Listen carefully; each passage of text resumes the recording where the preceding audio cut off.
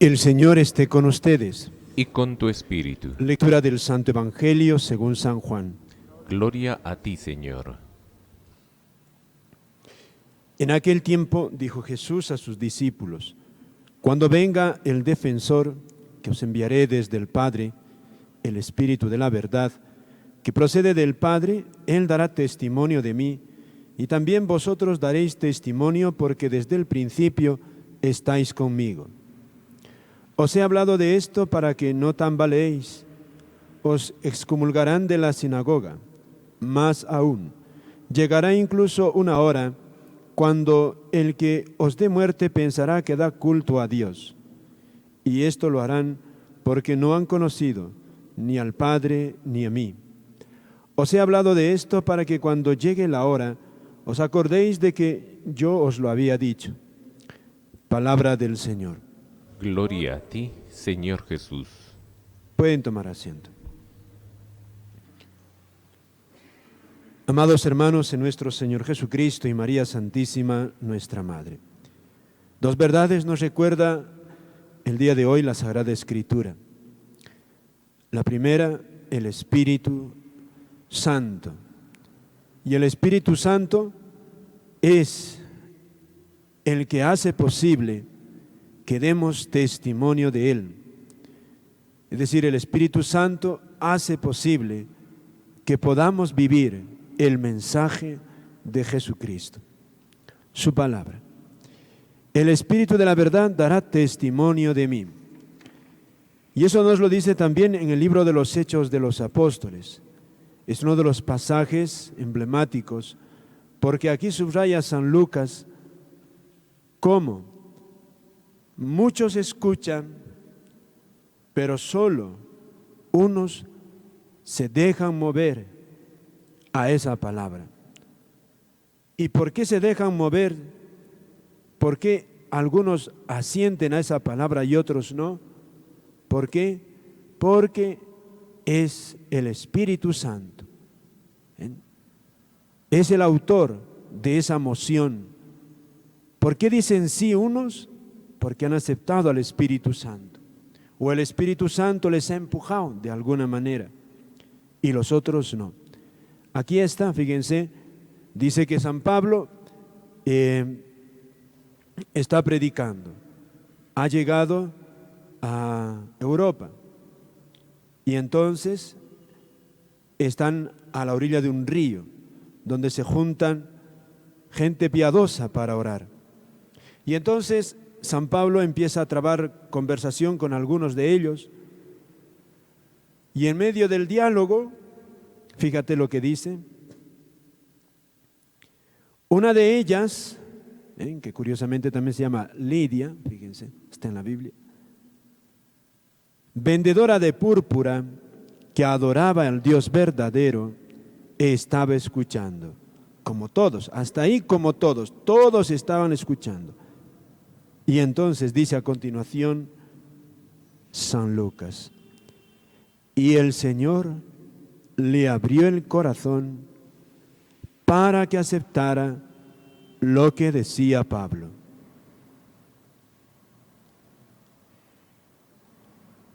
Y el Señor le abrió el corazón para que aceptara lo que decía Pablo. Solo a ella.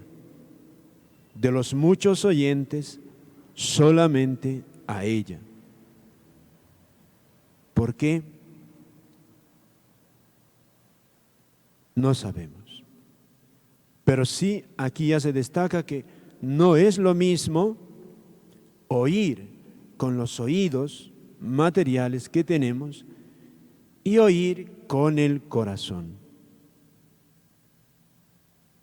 Aceptar a Dios no es lo mismo. No es lo mismo. El autor de que nosotros escuchemos, aceptemos su palabra, no es nuestra voluntad, nuestras fuerzas, es el Espíritu Santo. Tan fuertemente se convenció, se entusiasmó tanto por la fuerza del Espíritu Santo, que ella se bautiza de inmediato. Y dice, les obligó a ir a su casa, a hospedarse, porque sabía que no tenían dónde quedarse. Y dice aquí, y les obligó a hospedarse en su casa. Tan grande su convencimiento, su agradecimiento. Fíjate lo que hace el Espíritu Santo. Cuando el Espíritu Santo nos convence de algo, da una fuerza, un ánimo, una facilidad para hacer las obras de Dios que no cuesta. Nosotros, para vivir como cristianos verdaderos, podemos educarnos, o sea, nos pueden enseñar a portarnos bien, a vivir las virtudes, y uno aprende a ser obediente, a ser trabajador, a ser humilde, uno aprende, pero ojo, no basta eso, no basta eso. Siempre nos cuesta, más o menos. Por eso cuando uno es bautizado o recibe la gracia de los sacramentos, recibe una ayuda especial. Es la gracia, nos ayuda, ya es parte de los dones del Espíritu Santo. Pero sobre todo, cuando actúan los dones del Espíritu Santo en nosotros, ya es una ayuda segunda. La primera ayuda que recibimos son con los sacramentos, la gracia normal, la gracia habitual, la gracia común que todos tenemos. Pero esa gracia que hemos recibido en la confirmación muchas veces se queda como estancada encima de nuestra cabeza, por decirlo así. Lo ha recibido, pero se queda ahí y no actúa.